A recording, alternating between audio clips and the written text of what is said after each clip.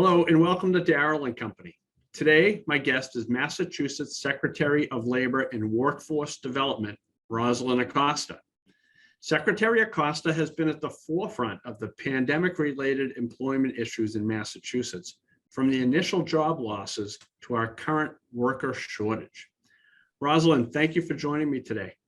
My pleasure, Darryl. This is wonderful. It's like old home week being back with my banking friends. So with an unemployment rate that is extremely low throughout Greater Boston in the state, employers are having a tough time hiring workers.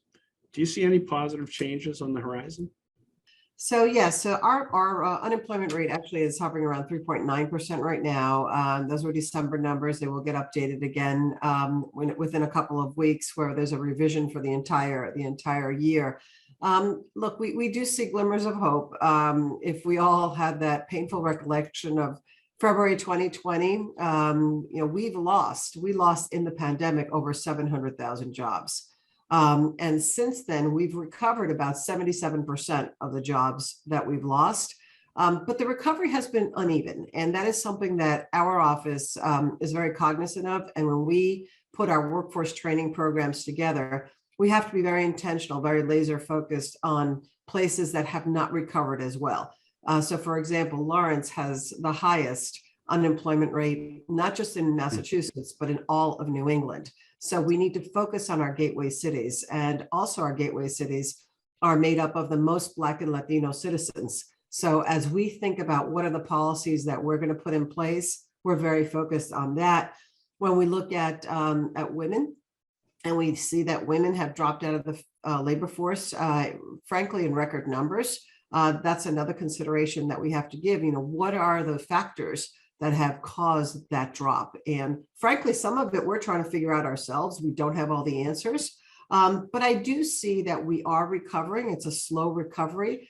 We actually saw job gains during even the Omicron surge, which was positive. I think employers are getting back, and they did not stop their hiring during that COVID surge. To hear that it's been a disproportionate hit to the employment because we're trying to get things better in society and have more diverse workforces, and to hear that it's affected communities of color and women is adversely, and more than anyone else, it is troubling.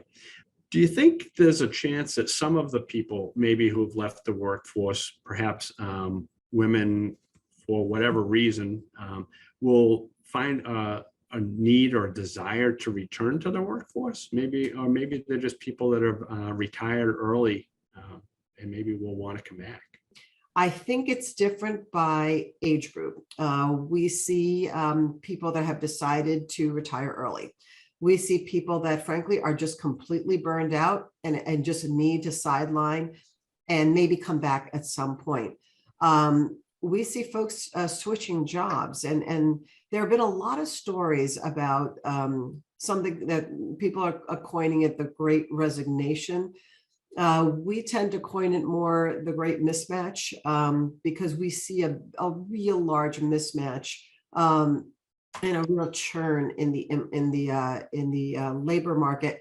So just because they resign doesn't mean they become unemployed, right? They could just be leaving your organization and going to another organization because all of a sudden they're getting a higher pay. Pay is, there's a lot of competition right now for qualified employees. And so we're seeing a lot of movement in the labor force. But one of the things that we're highly focused on is the mismatch. There are over 250,000 jobs right now open in Massachusetts. And about 35% of those jobs are in the professional management sector, so more middle skilled jobs.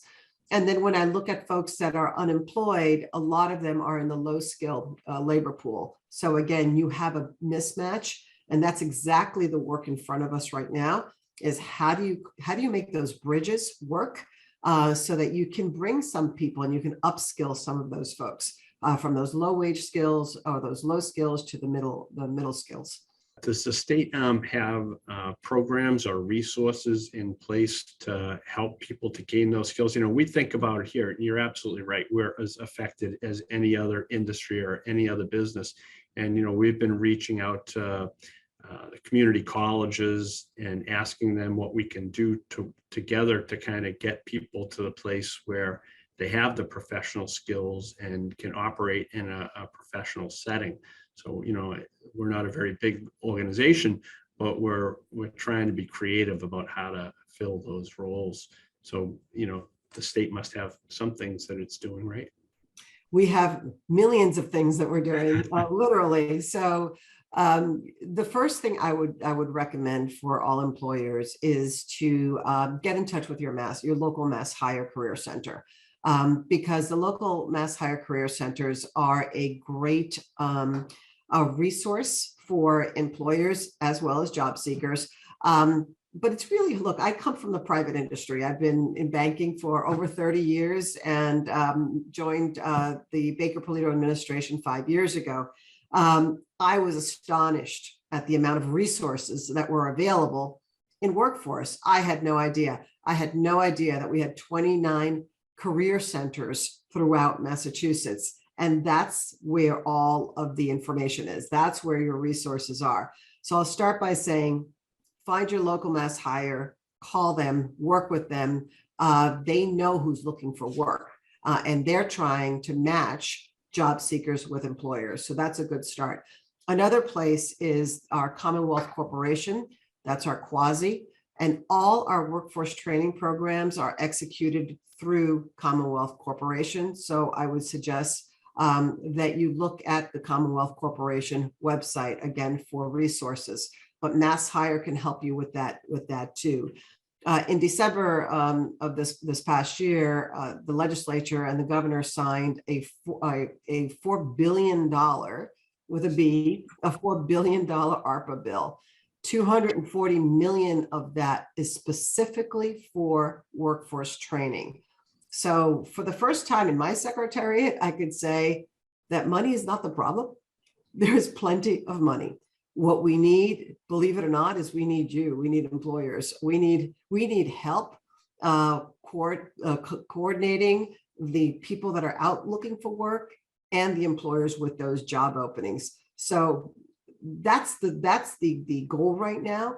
And the governor commissioned a report back in the fall, the Future of Work report. Happy to share that so you can share that with your audience.